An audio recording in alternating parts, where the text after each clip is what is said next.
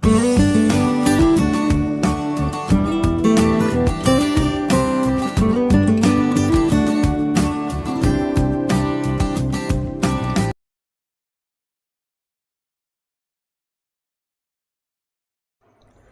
Hello ನಮಸ್ತೆ, welcome back to my YouTube channel. ನಾನು ನಿಮ್ಮೆಲ್ಲರ ಪ್ರೀತಿಯ ಶೋಭಾ.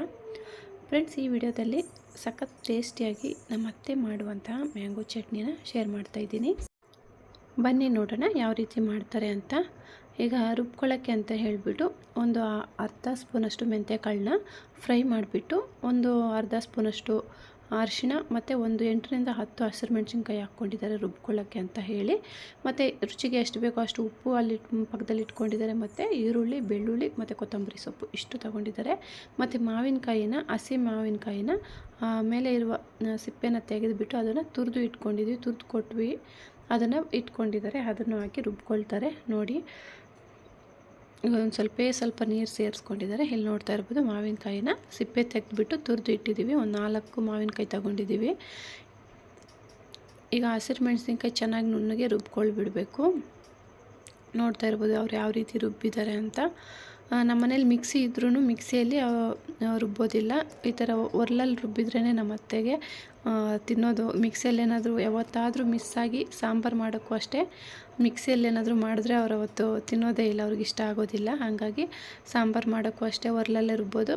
ಏನಾದರೂ ಚಟ್ನಿ ಆಗಿರ್ಬೋದು, ಈ ಪ್ರತಿಯೊಂದು ಅಷ್ಟೇ ನಮ್ಮ ಮನೇಲಿ ಒರ್ಲಲ್ಲೇ ರುಬ್ಬೋದು.